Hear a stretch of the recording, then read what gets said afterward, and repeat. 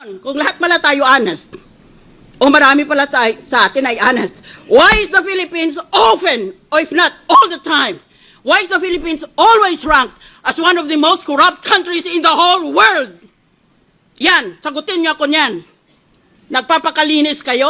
Aba kung malinis pala ang mga opisyalis natin at malinis pala sa buong bansa, bakit palagi tayong nililista ng Transparency International as one of the most corrupt countries in the world? Magtitingnan tayo? Sino kaya dito? Yan ang unang punto ko.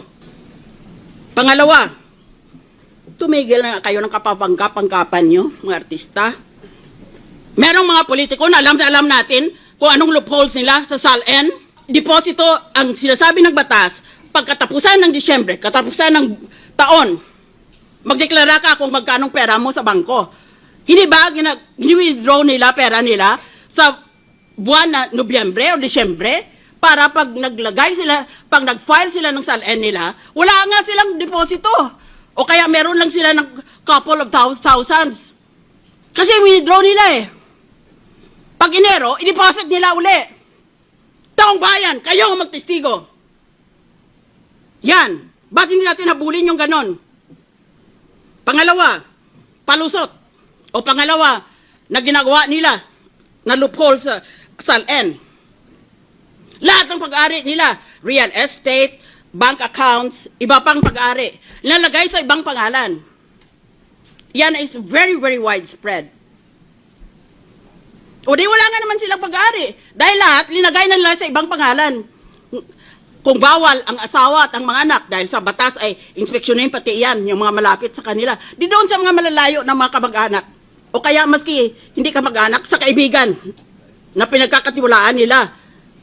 What a hypocritical accusation. That is a problem with this country. We're all for honest government, and yet the world condemns us as one of the most corrupt countries in the world.